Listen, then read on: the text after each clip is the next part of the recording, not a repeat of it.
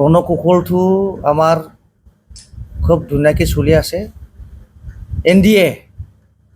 এনডিএটো আপোনালোকে গমেই পায়, নেশ্যনেল ডেম'ক্ৰেটিক যিটো এলায়েন্স, আমাৰ যিটো দল, BTC, BPF, বিজেপি, আসামত AJP, বিজেপি, যিধৰণে আমাৰ NDA চলি আছে, ইয়াক আমি সন্মান জনাই আমাৰ যি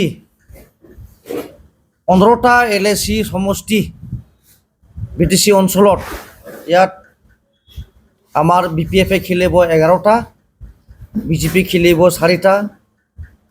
গতিকে আমি ভোট দিব লাগিব 4টাত BPF দল হিচাপে। কিন্তু বিজেপিৰ আমাৰ শ্ৰদ্ধাৰ বিজেপি কৰ্মীসকলে আমাক ভোট দিব 11টা সমষ্টিত। তো এইবিলাক আপোনালোকে সকলোৱে জানে আৰু আমি অভিজ্ঞ। গতিকে এই ক্ষেত্ৰত আপোনালোকে জানে, আসামত বৰ্তমান শক্তিশালী নেতা আমাৰ শ্ৰদ্ধাৰ মুখ্যমন্ত্ৰী হিমন্ত বিশ্ব শৰ্মা ডাঙৰীয়া, লগতে আমাৰ BTCৰ চিফ হাগ্ৰামালী ডাঙৰীয়া। আপোনালোকে জানে, তো আমি আপিল কৰিব খোজা আমি তামোলপুৰ LAC হিচাপে আপিল কৰিব খোজা মেইন ছাবজেক্ট এটা হ'ল, আমি NDA হিচাপে আজি বিজেপিত আমি তামোলপুৰ অঞ্চলবাসী হিচাপে ভোট দিব লাগিব। ইয়াৰ মূলত কাৰণটো হ'ল, এটা কিছুমান আমাৰ সাধাৰণ ৰাইজে বুজি নাপায় এইবিলাক কথাটো। মই সাধাৰণ ৰাইজৰ সকলৰ কাৰণে মই চিধা খোলা খুলিকৈ কৈ দিম। মই আজি BTCৰ গভৰ্ণমেণ্ট অহাৰ লগে লগে 28টা চিট আমি পাই, যি আমি BTCত বিজেপিৰ 2জন EMD যি আমি NDA চৰকাৰ চলাই আছে, তো ইয়াত আমি 5টা গেৰাণ্টি দিছিলোঁ BPF দল হিচাপে। এই 5টা গেৰাণ্টিটো আজিৰ দিনত কণ্টিনিউ হৈ আছে। মাটিৰ পাট্টা, নিবনুৱা ল'ৰা ছোৱালীৰ কাৰণে IBS 2 লাখ টকা ইতিমধ্যে পাইছে, ছিনিয়ৰ চিটিজেনসকলৰ কাৰণে 10,000 টকা, চেল্ফ হেল্প গ্ৰুপৰ কাৰণে 15,000 টকাকৈ টকা, তাৰপিছত বিকলাংগৰ কাৰণে 10,000 টকা। গতিকে এনেকুৱা ধৰণৰ আমাৰ যিবিলাক আঁচনি এইবিলাক চলি আছে। আৰু অসমত আমি হিমন্ত বিশ্ব শৰ্মা ডাঙৰীয়াক মুখ্যমন্ত্ৰী হিচাপে পুনৰ কিয় আনিব লাগে, বা BPF দলৰ চিফক আমি হাগ্ৰামালী ডাঙৰীয়াক কিয় শক্তিশালী কৰিব লাগে, ইয়াত কথা এটাই, আজি মহিলা উদ্যমতা বা আপোনাৰ অৰুণোদয় বা আপোনাৰ নতুন ল'ৰা ছোৱালী যুৱক যুৱতীসকলৰ কাৰণে CCM, AAA, এইবিলাক বিভিন্ন ধৰণৰ আঁচনি হিমন্ত বিশ্ব শৰ্মা ডাঙৰীয়াই আমাৰ লৈ আছে আৰু যুৱক যুৱতীসকলক আগবঢ়াই নি আছে।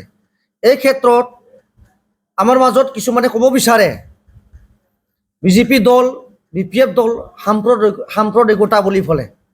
তো মই ইয়াত স্পষ্টীকৰণ দিব বিচাৰিছোঁ, তামোলপুৰ জিলা যুৱ বিপ্লৱ সভাপতি হিচাপে আমাৰ বিশেষকৈ মুছলিম ভাইসকলক আমাৰ অপজিশ্যন পাৰ্টীয়ে UPPL হওক কংগ্ৰেছে হওক ক'ব বিচাৰে বিজেপিক ভোট দিব নালাগে।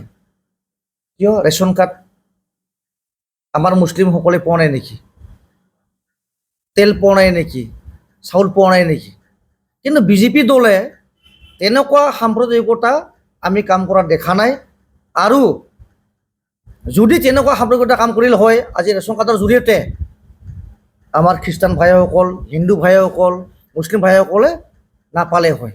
কিন্তু আজি সকলোৱে ৰেচন কাৰ্ড যিটো আমাৰ পাব লাগে সকলো জনগোষ্ঠীৰ মানুহে পাই আছে। গতিকে এই ক্ষেত্ৰত মই আমাৰ তামোলপুৰ LAC হিচাপে আমাৰ বিভিন্ন সম্প্ৰদায়ৰ মানুহ আছে, সকলোকে মই অনুৰোধ জনাব বিচাৰিছোঁ, আপোনালোকে পদুম ফুলত ভোট দিয়া মানে হাগ্ৰামাক শক্তিশালী কৰা, আৰু হাগ্ৰামাৰ নাঙলত ভোট দিয়া মানে পদুম ফুলত শক্তিশালী কৰা।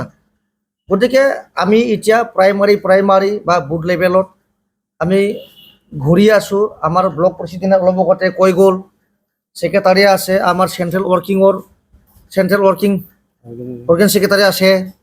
তো আমি ইতিমধ্যে আমি তামোলপুৰটো LAC জিকি যোৱাৰ ৰাস্তাত আছে, আমি জিকি যোৱাৰ পৰিৱেশত আছে। আৰু ইতিমধ্যে আমাৰ জুইনলি যি বিজেপিৰ প্ৰাৰ্থী এনডিএৰ যি প্ৰাৰ্থী আমি সদায় আলোচনা বিলোচনাত বহি আছোঁ। ষ্টেৰিং কমিটিবিলাক আমাৰ অহাকালি গঠন হ'ব। 28 তাৰিখত আমাৰ শ্ৰদ্ধাৰ অসমৰ মুখ্যমন্ত্ৰী ডাঙৰীয়া পাৰ্কেজুলি অঞ্চলত আমাৰ মাইনাও ক্লাব যি ষ্টেডিয়াম আছে তাতে আহিব, আমাৰ হাগ্ৰামা মহন্তি ডাঙৰীয়া আহিব। গতিকে ইয়াত সহস্ৰ লোক মানে জনসকামো হ'ব। ইয়াত মানে সিদিনা আমি যিটো বিজয় সংকল্প বিজয় গান আমি সিদিনাই গাম। আৰু বিশেষভাৱে অনুৰোধ থাকিব মোৰ শ্ৰদ্ধাৰ আমাৰ ভোটাৰসকলক, আপোনালোকে খেলি মেলি নহয়, আমাৰ BPF ভোটাৰসকলক মই অনুৰোধ জনাম, আপোনালোকে পদুম ফুলত ভোট দিয়ক আৰু হাগ্ৰামা মহিলাৰ শক্তিশালী কৰক।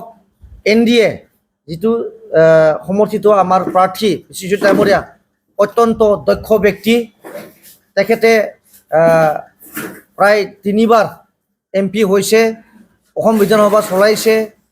গতিকে আমাৰে নিজৰে পুৰণা মানুহ।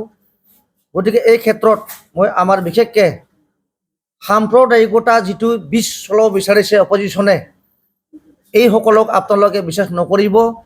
আপোনালোকৰ যদি নিজৰ নিজৰ গাঁৱত, নিজৰ নিজৰ অঞ্চলত, নিজৰ নিজৰ সমষ্টিত উন্নয়ন হ'ব লাগে, আপোনালোকে বিশ্বজিৎ ডাঙৰীয়াক জিকাব লাগিব আৰু হাগ্ৰামা মহিলাক শক্তিশালী কৰিব লাগিব।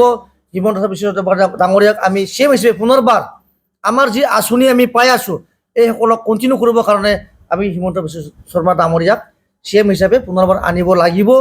এই কথা আপোনালোকে মনত ৰাখক। মই বাৰে বাৰে আপিল কৰিছোঁ, আপোনালোকৰ সমাজতো যাম, মই ৰাজ্যতো যাম। আৰু পুনৰবাৰ শেষৰ ফালে মই এটা কথা ক'ব বিচাৰিছোঁ, আজি প্ৰমোদ বড়ো ডাঙৰীয়াই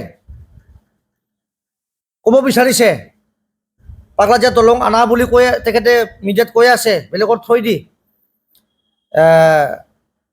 তামোলপুৰ ডিষ্ট্ৰিক্ট আনা বুলি কৈ আছে। এইবিলাক সম্পূৰ্ণ মিছা কথা। এইবিলাক হাগ্ৰামা মহিলাৰ ডাঙৰীয়াৰ দিনত ডিমাণ্ড দি থোৱা এইবিলাক প্ৰজেক্ট আজি BTCত আপোনালোকে দেখা পাইছে।